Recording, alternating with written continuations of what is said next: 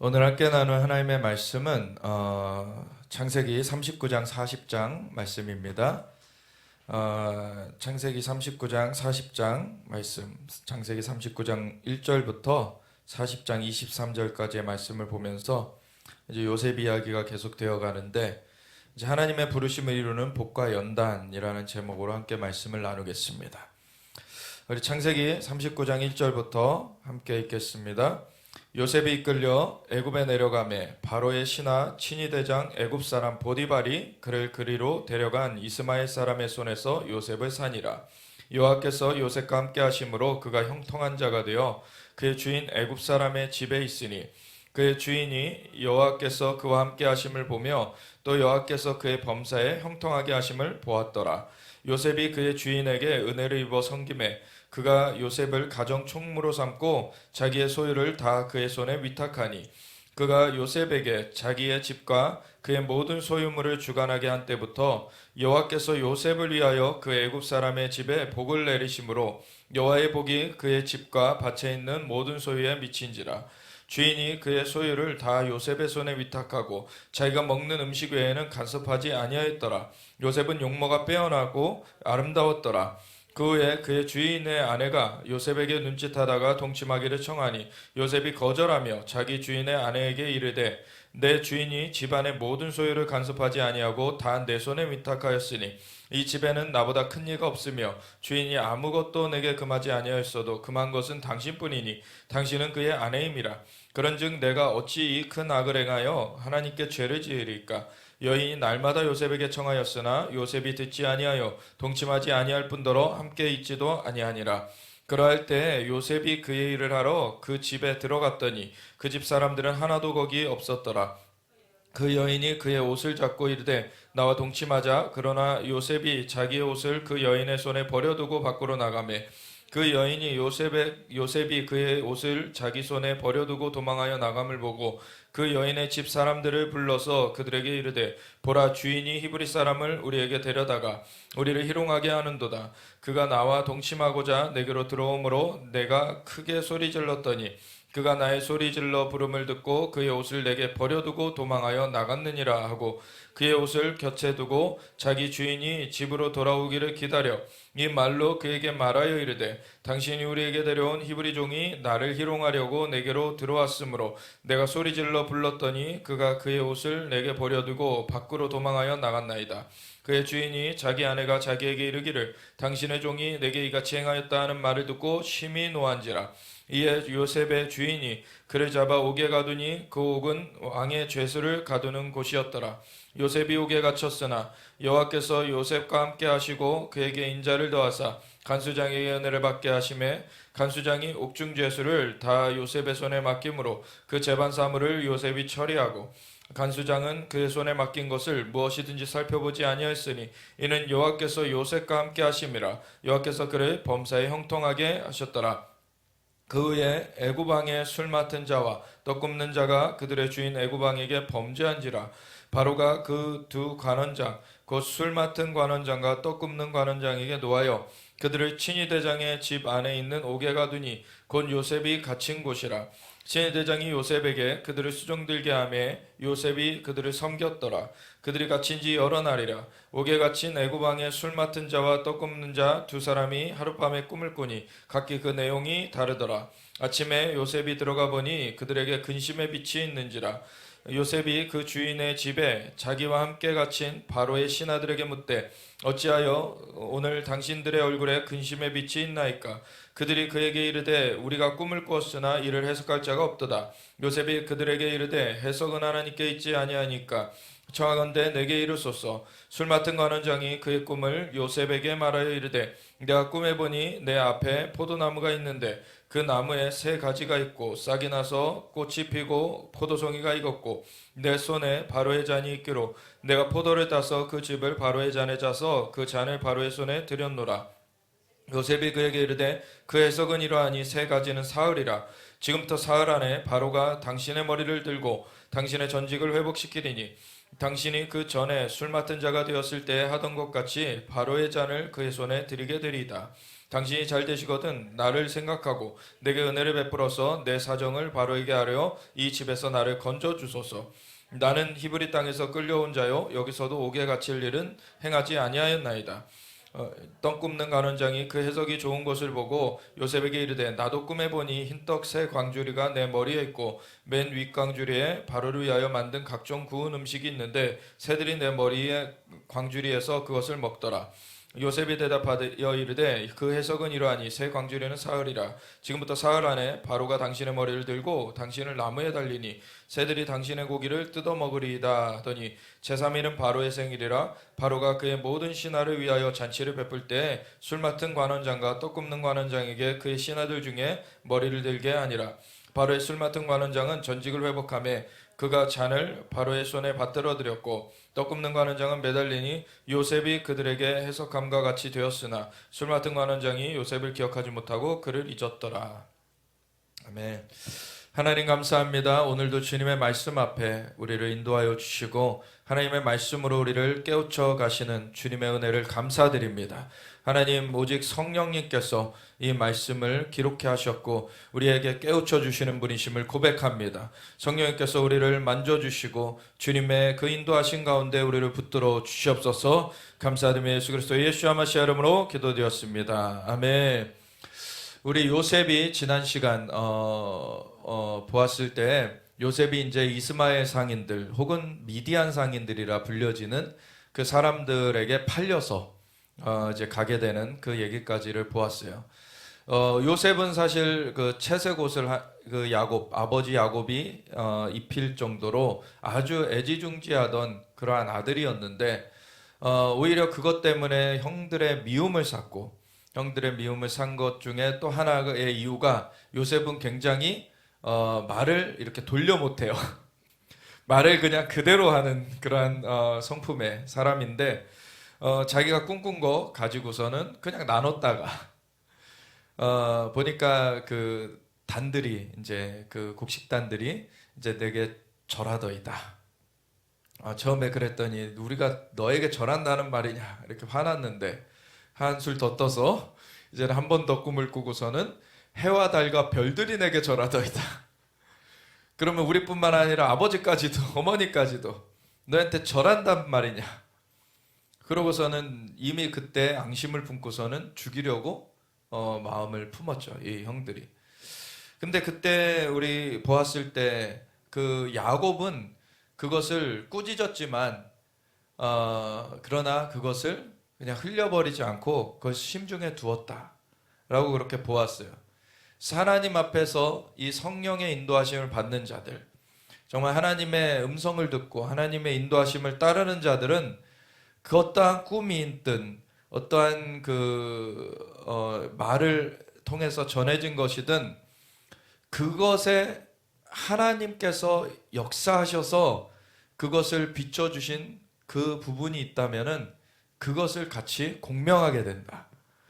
그래서 같은 한 성령이 역사하셔서 이제 성령님께서 말씀하신 것을 내 안에 계신 성령님께서도 그것을 같이 알아차릴 수 있도록 그를 공명, 그것을 같이 울림을 주시는 그러한 역사가 있다라는 걸 우리가 보았어요. 그래서 야곱은 그것을 심중에 담아두었다는 것이죠. 그러나 이제 그 형들이 이제 이 요셉을 미워해 가지고 어느 날 그 헤브론에서 살던 때, 헤브론은 이제 예루살렘보다도 남쪽에 있는 도시인데 헤브론에서 형들은 세겜으로 양치러 갔다.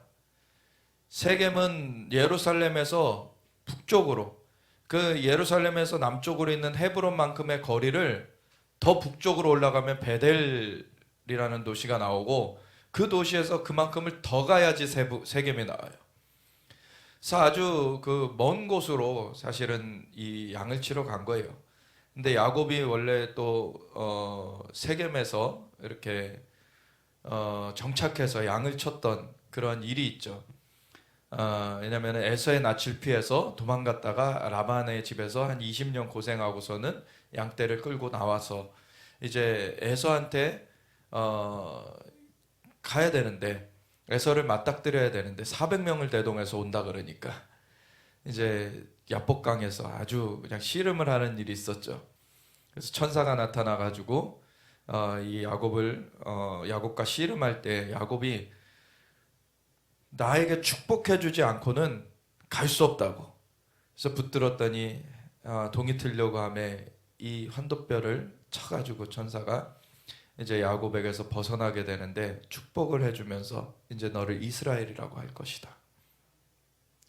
그 정체성이 바뀌어진 그 야곱이 에서를 만났을 때 에서도 이 야곱을 해할 수 없고 그 마음이 녹아져서 이제 야곱을 맞아줬지만 야곱은 여전히 에서와 가까이 있는 것은 두려워해가지고 에서가 헤브론에 있는 상태에서 헤브론을 내려가지 않고 세겜에 머물러서 양을 치는. 그리고 나중에서야 이제 내려가게 되죠.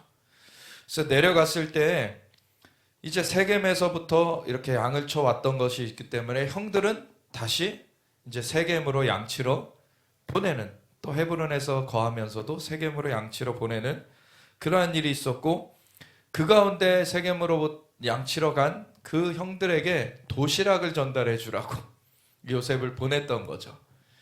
아주 먼 거리였는데 이 17살의 그 소년 그 요셉을 이제 심부름 보냈더니 이제 길 잃고 헤매다가 사람들 물어물어서 이제 세겜에서 더 북쪽으로 도단으로 갔다라는 말을 듣고서는 도단까지 따라가 봤더니 형들이 이제 꿈꾸는 자가 오는도다.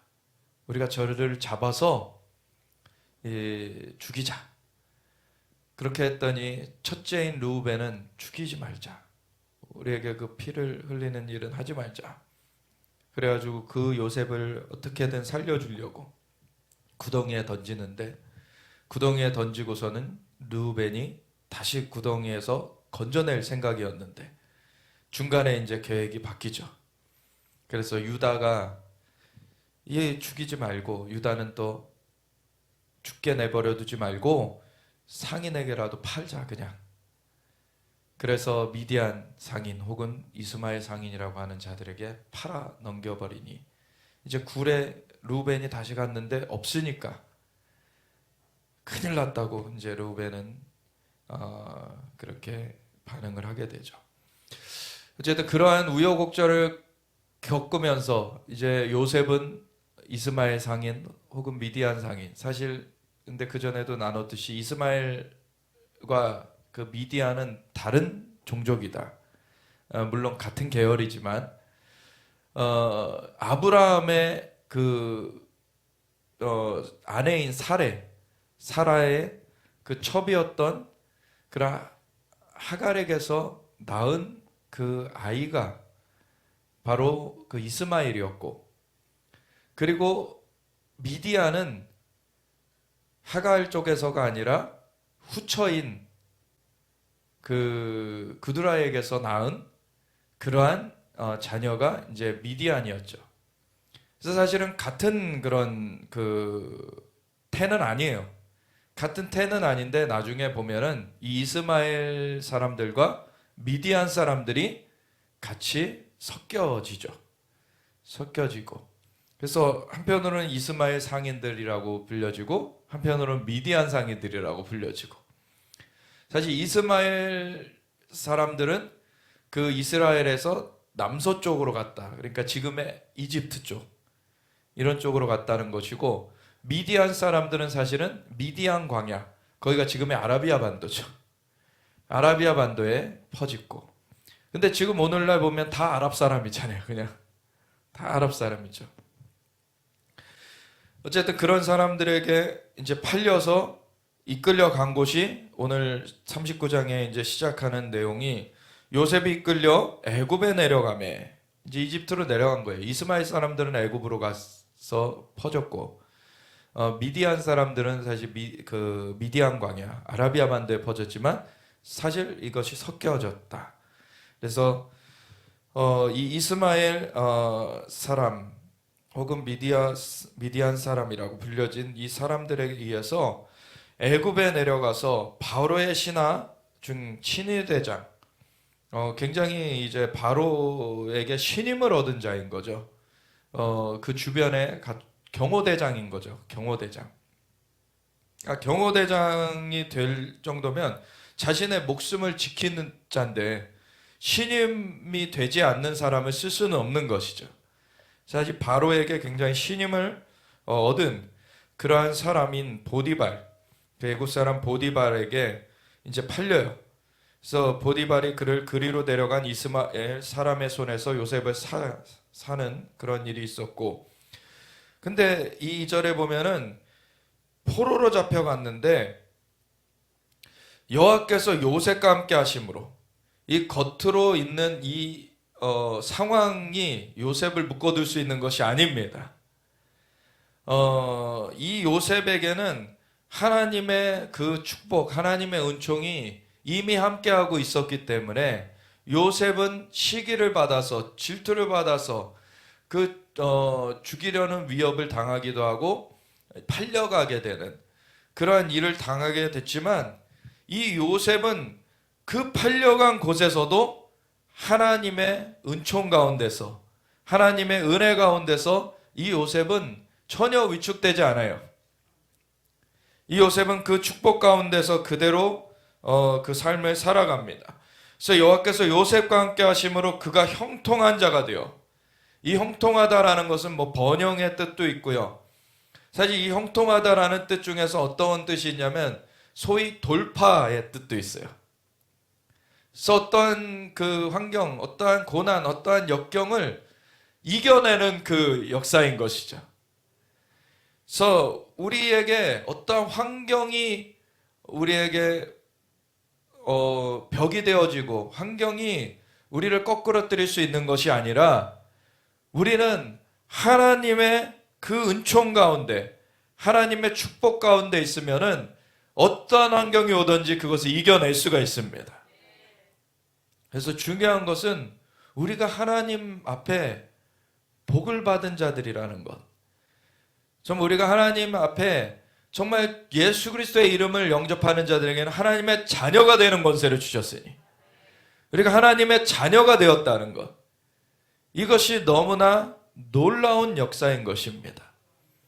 그 안에서 어떠한 것이 오든지 간에 우리는 이겨낼 수가 있어요. 그래서 마지막 때에 그 용의 역사, 그 짐승의 역사도 어떻게 이겨냅니까? 어린 양의 피와 자기들의 증언하는 말로써 이기잖아요. 예수님의 보혈로 우리를 죄에서 건져내셨어요. 하나님의 자녀가 되게 하셨어요. 그래서 우리가 믿음의 고백을 그 가운데 하게 되면 그것이 우리의 승리가 되는 거예요. 그래서 우리의 승리는 이것이니 우리의 믿음이니라. 하나님의 아들, 그를 믿는 믿음. 그 믿음 가운데서 우리가 승리하는 것입니다. 그래서 요셉, 이러한 그 과거의 구약의 역사도 예수님이 아직 이 땅 가운데 성육신하시기 전이지만 하나님의 역사는 이때에도 펼쳐지고 있었죠.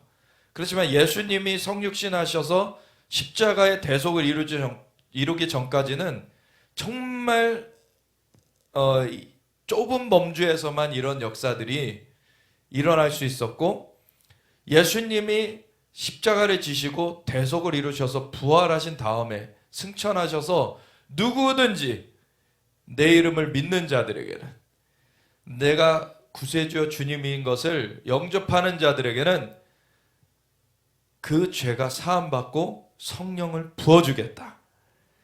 주님의 약속이 펼쳐진 후에는 이제는 정말 전 세계적으로 수많은 사람들이 이 은총 가운데 들어가게 됐습니다.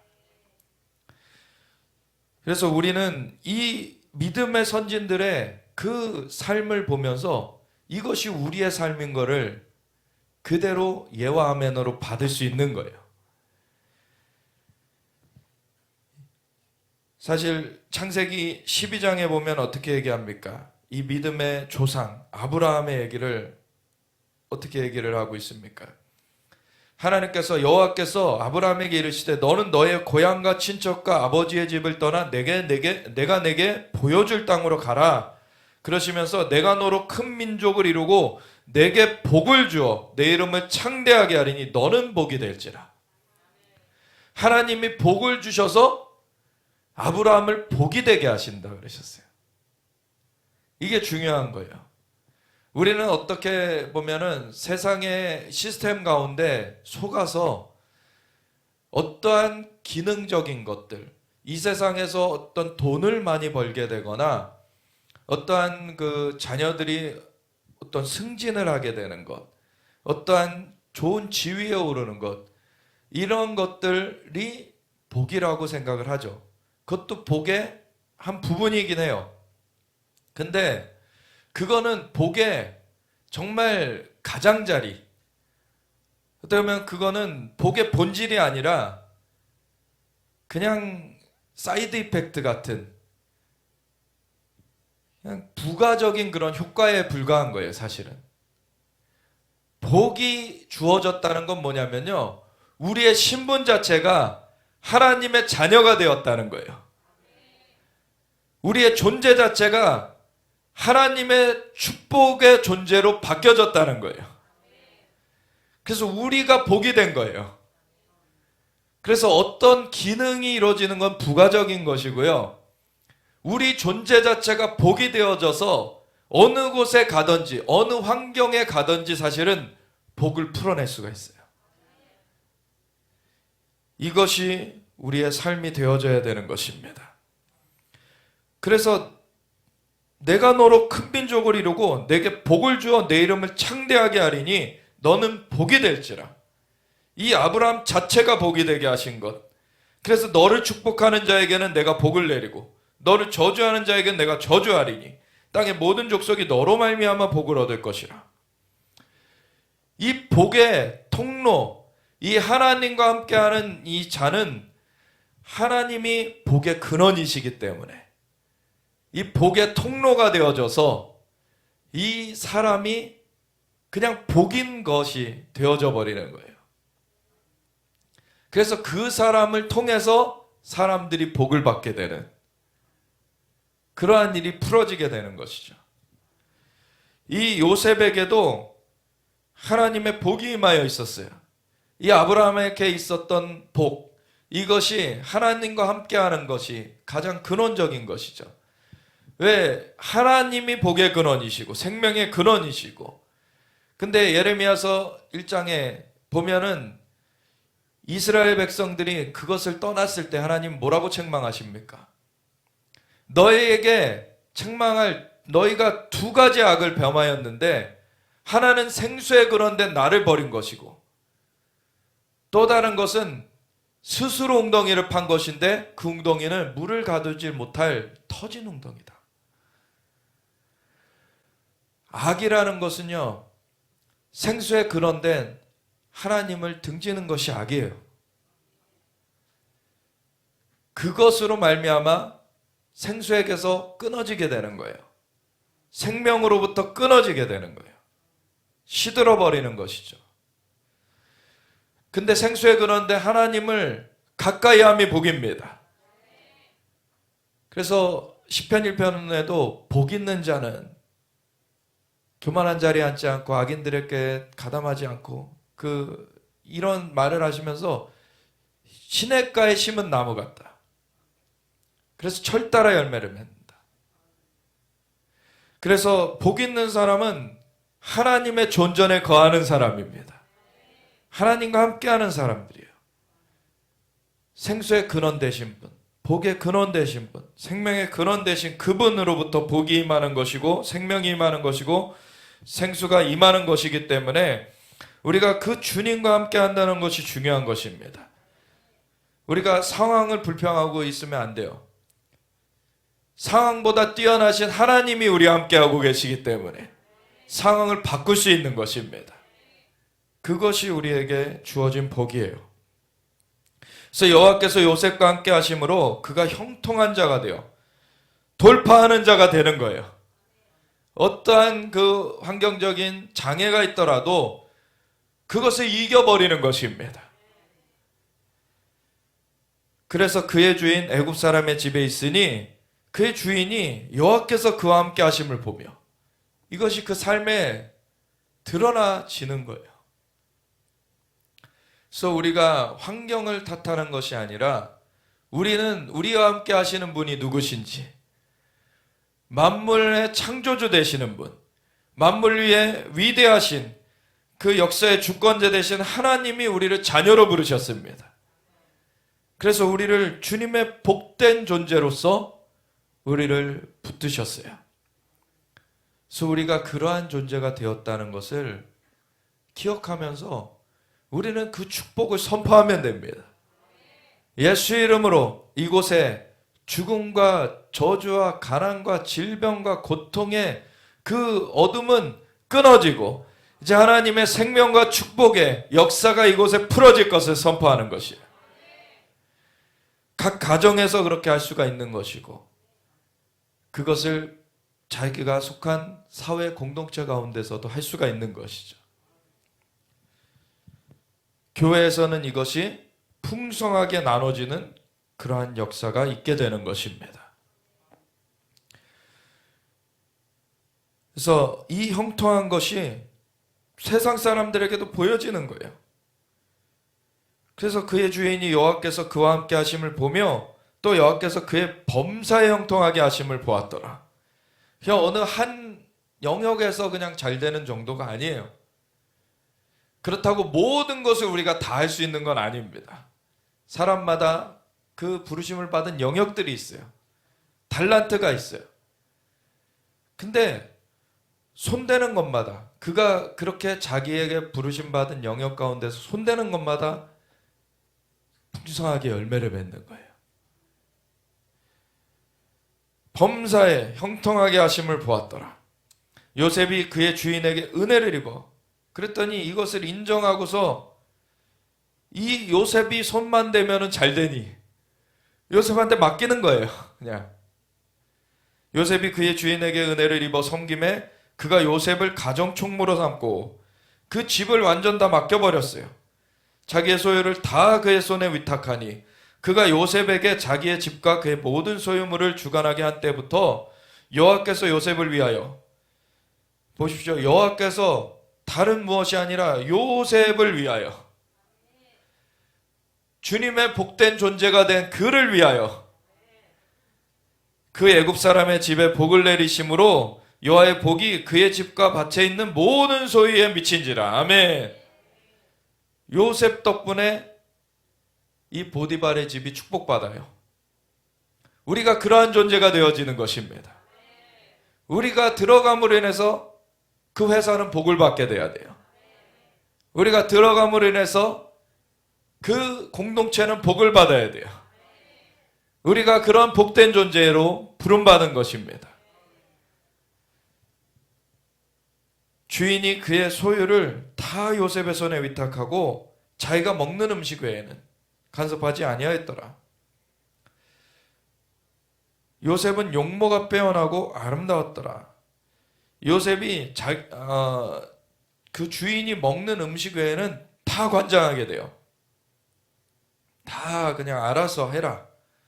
다만 주인이 먹는 거는 내가 이거 준비하라고 시키고, 오늘은 이 음식 먹고 싶고 내일은 저 음식 먹고 싶을 수 있죠. 그리고 또 먹는 음식은 또 이 과거에 뭐 오늘날도 그럴 수 있는 것인데 독살을 하게 되는 일, 그런 것을 방지하기 위해서는 음식을 이렇게 내어줄 수 없는 그러한 영역이 되는 것이죠. 그래서 그 음식 외에는 다 그냥 맡기는데, 근데 이 요셉이 용모가 빼어나고 아름다우니 그 주인의 아내가 이 요셉을 노려요. 그래서 동침하기를 청하는데 요셉은 거절하죠. 그래서 같이 있으려고도 안 해요.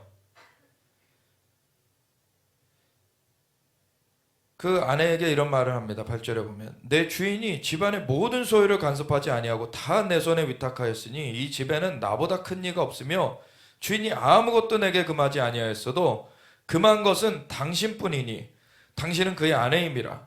그런즉 내가 어찌 이 큰 악을 행하여 하나님께 죄를 지으리까. 요셉의 달란트가 강력하게 빛을 발하는 순간입니다. 요셉은 둘로 말하지 못한다고 아주 정직하게 그냥 말하는 그런 사람이에요. 그것 때문에 사실 형들에게 미움을 받아서 죽음의 위협도 당하고 팔리기까지 했어요. 그럼에도 요셉은 이것을 내려놓지 않았어요. 이것을 우리가 기억해야 됩니다. 우리에게 주신 달란트들이 있어요. 근데 세상의 영은, 마귀는 그거를 사실 공격하려고 해요. 한편으로는 그거를 꺾으려고 하고요. 다른 한편으로는 꺾지 못하면 그것을 잘못 사용되게 만들려고 그래요. 교회사의 역사 가운데서도 초대교회가 강력하게 이게 역사가 이루어지고 복음이 전파되니까 마귀가 어떻게 합니까? 핍박을 가해가려고 그랬어요. 그래서 로마의 황제를 충동해가지고 핍박을 가해가는, 환란을 주는 그러한 일을 했지만 오히려 환란 가운데서도 순교하면서 복음의 전파는 더 강력하게 펼쳐져요. 그러니까 나중에 마귀가 어떤 수를 씁니까? 교회를 변질되게 만들려고 해요. 그래서 카톨릭을 세우죠. 변질된 교회가 나오게 만들어요. 그럼에도 남아있었던 사람들이 있습니다. 그래서 카톨릭이 장자가 아니에요. 예루살렘의 교회가 장자입니다. 그거에서 변질된 게 카톨릭이죠. 근데 예루살렘의 그 본질로 이어가는 사람들은 계속 있어 왔어요. 오늘날에도 그것이 이어져 오고 있습니다. 근데 카톨릭으로 변질되었던 곳에서도 돌이킨 자들이 나온 것이 종교개혁이었던 거죠. 이 요셉에게 있었던 달란트를 요셉은 죽음의 위협을 당했어도 그것 때문에 사실은 죽음의 위협도 당했고 팔렸잖아요. 그런데도 그것을 내려놓지 않았어요. 요셉은 그대로 하나님 앞에 믿음을 굳건히 하면서, 사실 이 주인의 아내, 보디발의 아내가 이렇게 꼬실 때 물론 그것을 응하지 않는 것은 당연한 것인데, 응하지 않을 때에도 어떻게 보면 말로 요리조리 피하면서 사실은 애둘러서 갈 수도 있잖아요. 근데 요셉은 그냥 직설적으로, 요셉은 정확하게 갑니다. 그냥. 왜냐하면 처세술, 소위 처세술을 쓰지 않아요. 요셉은 그냥 직언을 해요. 그리고 하나님 앞에 자기가 있다는 것을 결코 잊지 않습니다. 하나님께 이 악을 행하여서 어떻게 하나님께 죄를 지을 것입니까? 그럴 수 없습니다. 여인은 끈질기게 요셉에게 청해요. 근데 요셉이 듣지 아니하여 동침하지 아니할 뿐더러 함께 있지도 않아요. 사실은 그 전에 굉장히 좀 잘못된 어떤 소문이 돌고 있는 것 중에 하나가 빌리 그레함 목사님에 대한 그 이야기예요. 빌리 그레함 목사님은 복음 전도자이기 때문에 교황도 만나기도 하고 그랬어요. 근데 교황에게 동의하지 않았습니다. 근데 이 빌리 그레함을 뭐 배교한 사람 이렇게 막 매도하는 경우들이 있어요.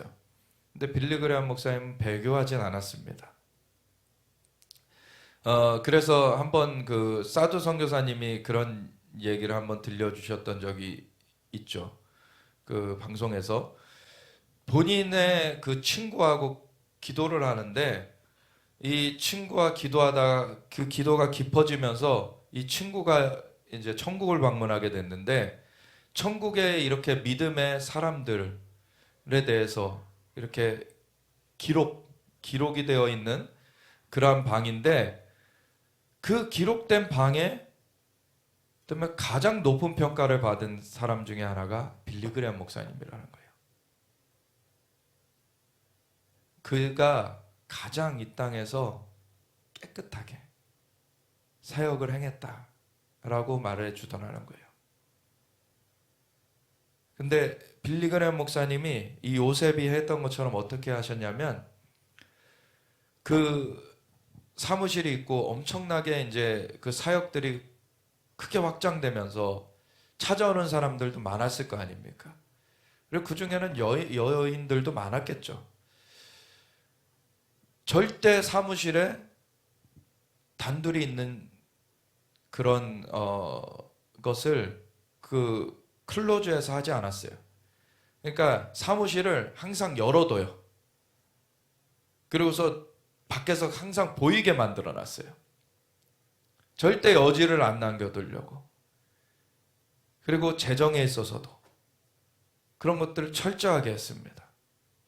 그러니까 이분이 사실은 처음 그 사역을 시작할 때 이분보다도 더 강력하게 시작했던 분들이 있어요. 그 두 명이 더 있었는데 그 둘은 중간에 가다가 강력하게 시작했지만 중간에 가다가 여자 문제나 돈 문제 때문에 몰락하게 돼요. 근데 이 빌리그레엄 목사님은 끝까지 갑니다.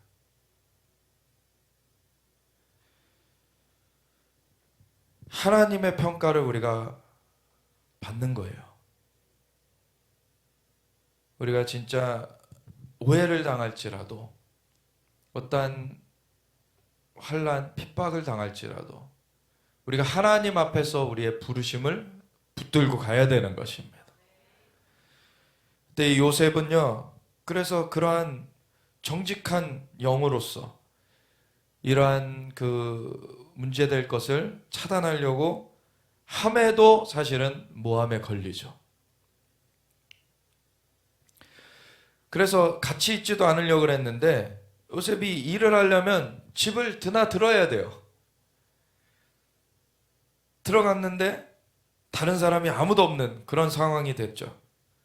그 여인만 이제 요셉을 노리고 있었어요. 그러고서는 옷을 잡고 이르되 나와 동침하자. 그랬더니 요셉은 바로 그 옷을 그냥 그 옷이 겉옷이 벗겨지더라도 그것을 그냥 뿌리치고서는 도망친 거죠. 그것을 떨쳐 나온 거예요. 근데 오히려 그것 때문에 이 옷을 손에 든 이 여인이 거짓 모함을 하죠. 그래서 사람들을 불러서 주인이 히브리 사람을 데려와서 우리를 희롱하게 한다. 나와 동침하고자 내게로 들어왔는데 내가 크게 소리 질렀더니 이 옷 버려두고 도망간 거다. 이런 식으로 그렇게 참소를 해요. 그리고 주인에게도 주인이 오니까 그것을 거짓 참소를 하죠. 그랬더니 그 말을 듣고서는 이 보디발은 노하고 이 요셉을 옥에 가둬요. 사실 종으로 잡혀간 상태에서 하나님이 함께 하시는 것을 본 보디발이 이제 가정 총무로 삼아줘서 이제 요셉은 정말 다시 그 인생이 피나했더니 더 나락으로 지금 떨어지는 그런 상황과 같이 됐죠. 그렇지만 요셉은 전혀 여기서 절망하지 않습니다. 왜냐하면 요셉은 상황으로서 그 마음이 흔들려지는 것이 아니라 그에게 함께하고 계시는 하나님의 역사하심으로 말미암아 하나님이 함께 하신다는 것으로 말미암아 그는 굳건히 서 있는 거예요. 상황과 환경이 그를 뒤흔들 수가 없는 것입니다. 그러니까 요셉이 모함을 받았을지라도 그것 때문에 불평하느라고 낭비하지 않아요. 자신에게 임한 그 복을 자신이 복된 존재가 된 거를 그대로 계속 행해 갑니다. 이삭 같은 경우도요, 복된 존재로 하나님께서 붙이셨지만 계속 그 땅의 사람들이 이삭의 종들이 우물 파면은 와가지고 싸움 붙이고 뺏어가고 덮어버리고 이런 일들을 했잖아요. 근데 거기에 낭비하지 않아요. 또 파요. 또 나와요. 나중에 아주 풍부하게 넓은 그런 우물이 나와서 르비딤이라 나오죠. 그러면은 그 우물 가운데 만족하는 것도 아니에요. 근데 왜냐하면 어떤 그 기능, 이 땅의 것을 어느 정도 얻었다고 그것이 만족을 주지 않습니다. 하나님과 함께하는 그 삶이 영원히 가는 것입니다. 그래서 르바임에서 이제 그 부엘세바로까지 이제 나아가서 그게 맹세 우물이라는 뜻이기도 하면서 일곱 우물, 일곱 샘을 거기서 얻게 되죠. 그래서 하나님과 함께하는 것에 제한이 없어요, 사실. 하나님과 함께하는 가운데 내 입을 넓게 열라. 그러면 내가 채우리라. 하나님께서는 그 복의 근원이 되시고 생명의 근원, 생수의 근원 되시는 분이시기 때문에 그분과 함께할 때 그 복은 마르지 않고 임하게 되는 거예요.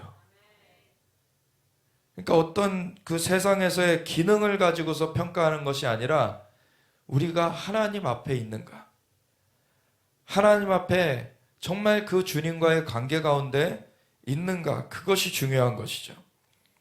요셉은 그 관계 가운데 있었기 때문에 자신이 모함을 받았을지언정 이는 불평하고 그것 가운데 낭망으로 빠지지 않았습니다. 하나님께서 함께하고 계신다는 것, 그것이 이 요셉을 붙들어주고 있었죠. 그래서 왕의 제수를 가두는 그곳에 요셉이 갇혔는데 요셉은 그곳에서도 그 축복이 풀어지고 있었고 여호와께서 요셉과 함께 하시고 그에게 인자를 더하사 간수장에게 은혜를 받게 하세요. 그리고 간수장이 옥중 죄수를 다 요셉의 손에 맡겨요. 그래서 그 재반 사물을 요셉이 처리하고 간수장은 그의 손에 맡긴 것을 무엇이든지 살펴보지 아니하였으니 이는 여호와께서 요셉과 함께 하심이라. 여호와께서 그를 범사에 형통하게 하셨더라. 아멘. 우리가 이러한 자가 되길 원합니다. 우리를 이렇게 부르셨어요. 그래서 우리가 가는 곳마다 이 축복을 풀어낼 수가 있는 것입니다. 그러한 것이 우리의 축복의 근원 되시는 하나님께로부터 말미암는 것이죠. 이 요셉은 그냥 이 땅에서의 그러한 물질적인 축복을 풀어내는 것뿐만 아니라 보면은 여기 40장에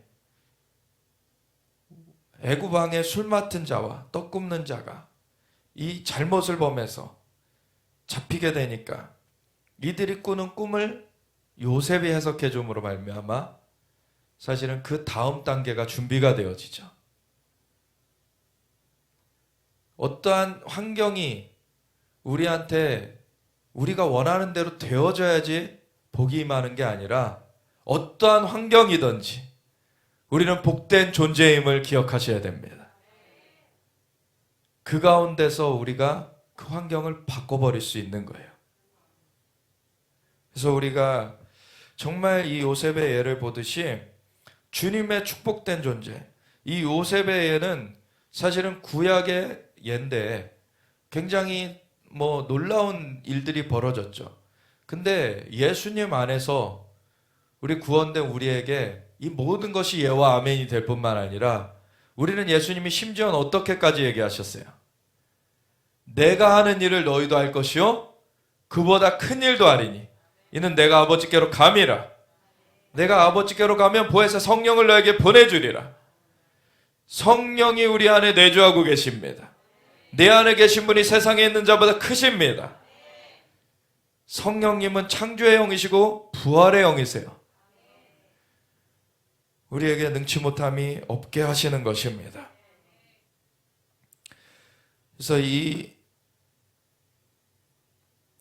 애굽 왕의 술 맡은 자와 떡 굽는 자의 그 꿈을 해석해 준 것이 이 요셉에게 성령님이 역사하셔서 그것을 하게 하셨는데 이 역사가 우리에게 임하여 있습니다.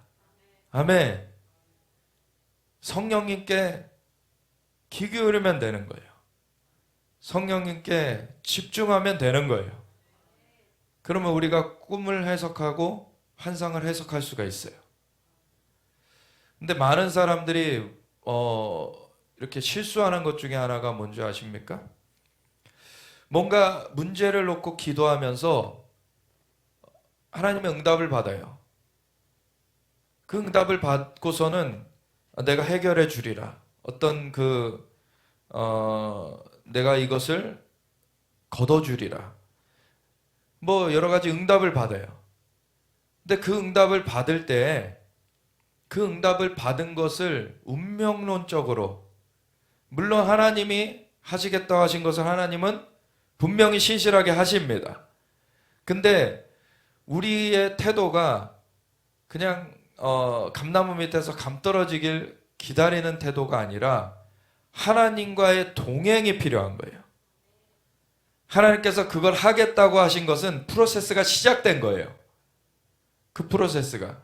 그러면 주님 어떻게 하길 원하십니까에 대한 그 질문이 있어야 돼요. 하나님께서 어떻게 하길 원하시는지를 듣고서 그대로 갈 때 그것이 이루어지는 것을 보게 되는 거예요. 우리 얼마 전에 오셨던 그 데이빗 나이트 목사님의 예화 가운데 어떤 게 있냐면 어느 날 정말 자기는 원래 그 주의종을 원하지 않았다는 거예요. 비즈니스계로 가고 싶었다는 거예요. 근데 자기 친구는 주의종이 되길 원했는데 비즈니스로 부름을 받은 거예요. 그래서 어느 날 둘이 기도를 한 거예요. 우리 좀 스위치 시켜주시면 안 되냐. 근데 그렇게 되지 않죠. 각자의 부르심이 있어요. 근데 어느 날 그 친구가 이렇게 집회를 이제 집회를 알려줘가지고 같이 가게 된 거예요. 그래서 집회를 갔는데 집회 중에 어떤 경우에는 이게 일반적인 경우는 아닙니다. 이걸 법칙화, 어떤 일들을 법칙화하면 또 그 우를 범할 수 있는데 어떤 경우에는 특별하게 재정을 심는 것에 대해서 특정해가지고 하나님의 말씀을 주실 때가 있어요. 저의 경우도 사실 통장에 딱 100만 원 있었을 때였는데 뭐 그때는 오히려 많았던 때였죠. 100만 원이면 통장에 우리의. 근데 통장에 100만 원이 딱 있었을 때인데 어느 정말 하나님의 사람 집회에 정말 말씀의 은혜를 받고 그분이 주님과의 친밀함을 깊이 풀어내는 분이었어요. 그래서 너무나 놀라워하고 이렇게 깊이 우리가 빠져서 그 말씀들을 들어가다가 집회 거의 마지막쯤 됐을 때 이렇게 헌금 시간을 가지겠다는 거예요. 그러면서 본인한테 이제 재정의 창고를 여는 하나님 열쇠를 주신 게 있는데 오늘 그것을 사용하겠다. 근데 우리는 그분에 대해서 이미 말씀으로 많이 이제 이분에 대해서 정말 말씀을 전하는 것이 진짜 바르다는 것을 보았고 이분이 하는 것에 대해서 뭐 믿음으로 우리는 반응을 하길 원했고 진짜 헌금을 하길 원했는데 그날은 수중에 돈이 하나도 없었을 때였어요. 근데 통장에 있는 100만 원이 생각이 나고 이제 오늘 안 하고 내일 했으면 좋겠다. 내일이 마지막 날인데 그렇게 바라고 있었는데 갑자기 오늘 안 하고 내일 한다는 거예요. 그런데 우리 박성 교사님하고 같이 이제 참석했는데 똑같이 감동을 100만 원을 우리가 헌금하자라는 감동을 받은 거예요. 그래서 그 다음날 100만 원을 헌금을 했어요. 그러고서는 재정의 문을 연다고 이제 그 선포를 해주셨는데 그 얼마 안 돼서 며칠 안 돼서 어떤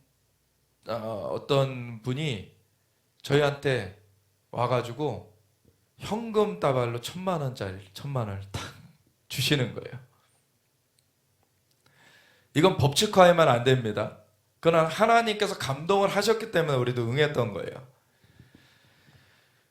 근데 이제 이 데이빗 나이트 목사님의 애 중에 뭐가 있냐면요.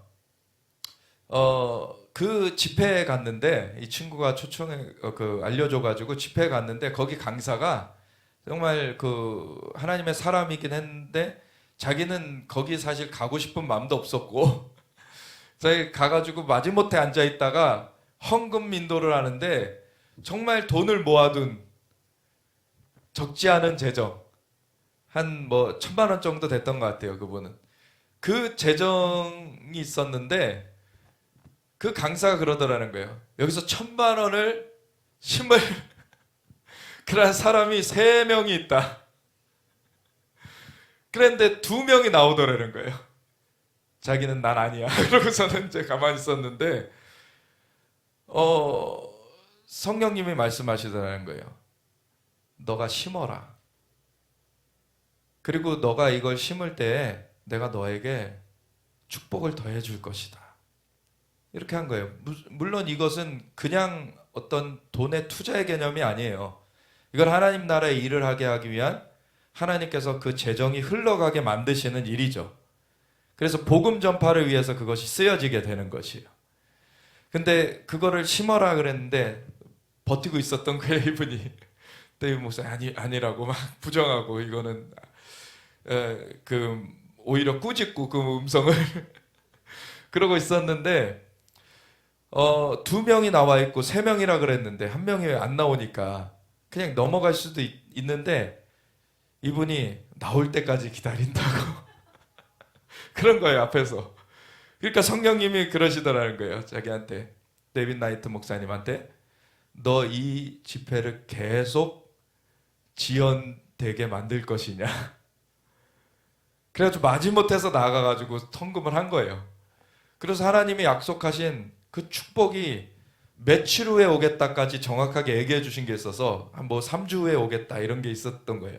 그래서 그날이 됐는데 아무 일도 없었던 거예요. 하나님, 저는 분명히 하나님의 음성을 들었고 그걸 순종을 했는데 왜 그것이 이루어지지 않습니까? 그랬더니 하나님께서 이런 말씀하시더라고요. 너는 분명히 헌금을 그때 했는데 너 마음에서는 그걸 안 내려놨다. 너 마음에서는 그걸 안 내려놔서 그것이 완료되지 않았다. 그래서 회개를 하고 그 마음으로부터 이것을 완전 내려놓은 거예요. 그랬더니 그 바로 뒤에 어떤 사람이 전화를 걸어서 식사를 하자고. 식사를 하는데 한 10억 정도의 재정을 헌금을 하겠다고 한 거예요. 그러면서 얘기를 하는 게 사실 진즉에 만나서 헌금을 드리고 싶었는데 계속 만나려고 할 때마다 뭔가 계속 막히더라는 거예요. 그런데 이 데이비 목사님이 딱 그걸 성령님께서 알려주셔서 마음으로부터 완전히 내려놓고 난 다음에 이분들한테도 이것이 풀려진 거예요. 그래서 이제 전화 걸어라. 그래서 전화를 걸어가지고 식사를 하자 그러고 헌금을 하게 된 거죠. 우리가 너무 눈앞의 것만 보고서는 아웅다웅 할 때가 있어요. 하나님은 만물을 창조하신 분이십니다. 저도 사실은 하나님 앞에 은혜를 받고서는 너무 감사해서 처음 생각했던 것이 헌금 많이 드려야 되겠다. 그러고서는 헌금 많이 드려야 되는데 일반 직장 가면 헌금 많이 드릴 수 없으니까 전문 직종, 그때 변리사, 이것이 아주 그 돈을 많이 번다고 그렇게 알려졌을 때여서 변리사 공부를 했다가 제가 완전 깨졌어요. 그러고서는 하나님 이거 안 돼도 하나님께 감사드립니다. 그러고서는 주의점으로 부르셨어요, 하나님이. 그 하나님의 계획은 제 생각과 다릅니다. 우리가 하나님이 원하시는 것, 하나님의 원하시는 것은요 전혀 실패함이 없어요. 그대로 가면은 우리는 승리합니다. 하나님이 우리에게 좋은 것으로 주시길 원하세요. 최고의 것을 주시길 원하세요. 요셉이 이런 환난을 당했어도 연단의 과정을 거쳐도 이 모든 과정을 통하여서 하나님께서 이 요셉을 당대의 최강대국이었던 애굽의 총리로 세우시잖아요. 그 과정이 정말 녹록지 않을 때가 있어요. 그렇지만 우리에게 하나님이 함께하고 계시다. 하나님이 만물의 창조주이신 그분이 우리를 붙들고 계시고 우리에게 생명으로 그 생수의 역사를, 그 축복의 역사를 풀어주고 계신다. 그것을 잊지 마십시오. 우리에게 주님이 항상 함께하고 계세요. 우리가 그분을 바라보지 않기 때문에 우리가 어둠을 정말 그렇게 엄습하는 것처럼 느껴지는 것이지, 우리가 주님을 바라보게 되면은요, 항상 거기 주님은 계셔요. 그리고 항상 자기를 찾는 자들에게 상 주시기를 원하세요. 그래서 우리에게 계속해서 주님은 축복해 주시길 원하십니다. 그래서 어떠한 상황이든지 어떠한 환경이든지 형통하게, 그런 상황이 아주 평이하게 그렇게 안전하게 흘러간다고 형통한 것이 아니에요. 어떠한 역경이 오든지 어떠한 그러한 넘어서야 될 그런 것들이 오든지 간에 그것을 이겨낼 수 있도록 우리를 승리하는 자로 만드시는 것입니다.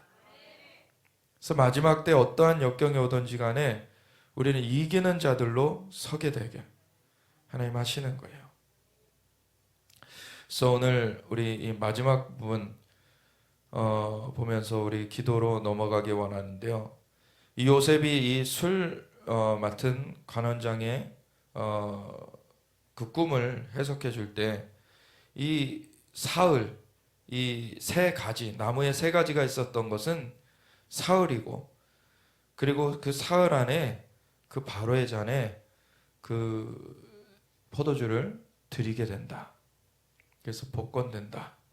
이런 해석을 해주고, 떡 맡은 자에게는 오히려 그 새가 바로에게 줄 떡을 이제 쪼아가는 그것이 사흘 안에 이제 오히려 달리게 된다, 나무에. 하나님께서 이 모든 사실 역사의 주권자시고, 하나님께서 그 모든 역사에 우리에게 해석을 주셔서 우리로 하여금 그것들을 풀어낼 수 있도록 하나님이 주실 수 있는 분이십니다. 그래서 우리가 어떠한 일을 만나든지 간에 하나님을 바라보면 거기에 새로운 길이 있다는 것을 봅니다. 그리고 축복의 역사가 끊이지 않았음을, 축복의 역사가 계속됨을 우리가 보게 되는 것입니다. 이 술 맡은 관원장의 꿈을 해석해 준 걸로 말미암아 이 술 맡은 관원장은 자기 복권되고서 까맣게 잊어버려서 2년이 흘러가는 그 과정이 있지만, 결국엔 바로가 꿈을 꾸고서는 그 해석을 구할 때 이 술 맡은 관원장이 요셉을 기억해내죠. 하나님이 다 이 퍼즐을 다 놓으시는 것입니다. 그래서 우리 앞에 당장에 이것이 이루어지지 않는다고 그걸로 낭망에 빠질 것도 아니고, 하나님께서 부르신 것, 하나님 말씀하신 것은 그 과정들이 있지만 그것은 분명히 하나님을 의뢰하는 자들에게 이루어집니다.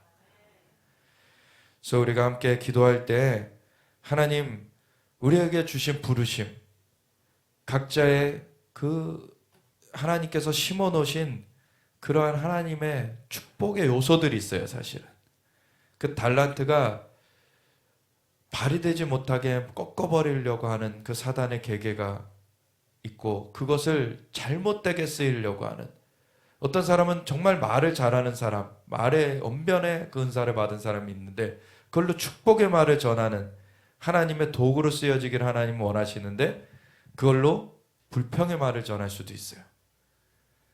근데 그런 것들을 제하고 우리가 하나님의 은사, 부르심, 그 가운데 우리가 온전히 서길 원합니다.